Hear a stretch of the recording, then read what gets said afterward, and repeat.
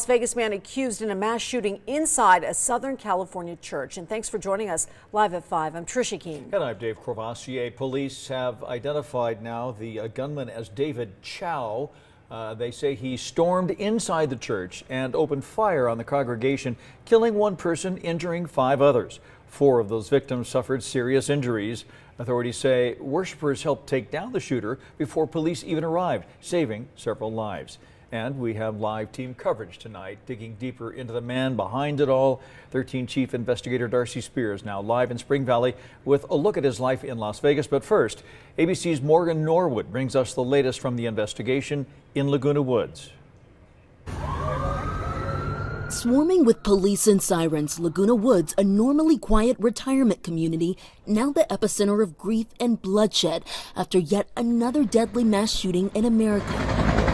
This one happening inside Geneva Presbyterian Church in Orange County, California, Sunday afternoon. Authorities now say this was a politically motivated hate incident. It is believed the suspect involved was upset about political tensions between China and Taiwan. The suspect, initially described by police as an Asian man in his 60s, now identified as 68-year-old David Chou of Las Vegas. Chou charged with murder, 5 counts of attempted murder, and 4 counts of unlawful possession of explosives.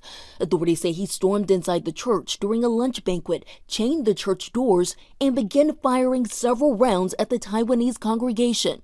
As those bullets penetrated the sanctuary, law enforcement say it was the worshipers and Pastor Dr. John Chang who hogtied the suspect and grabbed his 2 guns before police responded to the scene. Without the actions of Dr. Chang, it is no doubt that there will be numerous additional victims in this crime.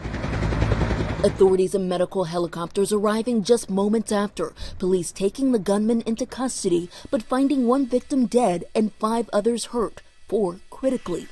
All of them adults between the ages of 66 and 92. By Monday afternoon, 2 of the victims were upgraded to good condition. Their swift recovery as investigators continue to piece together this case. There's no direct connection to the church or any member of the church that we are aware of, but this investigation is still ongoing. And as for the suspect, David Chou, he's due before an Orange County judge first thing tomorrow morning. The FBI is also opening a federal hate crime investigation. I'm Morgan Norwood, ABC News, Los Angeles. And turning now to 13 Chief Investigator Darcy Spears, who joins us live near Twain and Decatur in Spring Valley at the apartment complex where the suspect lived. Darcy. Tricia, David Chou lived in the building behind me. He lived in unit number 1. We spoke to a neighbor who rented from Chou for 5 years and was his next door neighbor, but says he hasn't seen his former landlord since February. Sometime in the last 24 hours, Metro served a search warrant here. They collected a cell phone and took some other items into evidence. One of the things they'll be looking at is whether Chou planned the attack here in Las Vegas before driving to that church in Orange County. This building changed hands several times between Chou and his wife and then to their 2 sons, according to Clark County records. One son now lives in Taiwan with Chou's wife. He sold his building and his wife had lung cancer, so she left to Taiwan. She couldn't come back or anything like that, unfortunately, you know. Neighbor Balmori Oriana says Chou and his wife often had loud arguments before she moved out of the country. There's one other family member still living in the United States, but police didn't say who or where. We've also learned Chou worked as a licensed security guard in Las Vegas. A neighbor told us he worked part-time on the Strip. He was a security guard right here at the Venetian Palazzo for the conventions, and he would work 12 to 16 hours a day.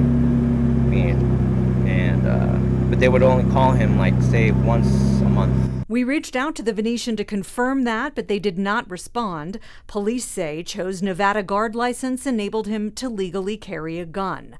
Police say Chou had 2 9mm semi-automatic pistols, which he bought legally here in Las Vegas, one in 2015 and the other in 2017. Chou was the original purchaser. And to show the intent of this specific suspect, during the course of his arranging his assault, we located several bags within the facility.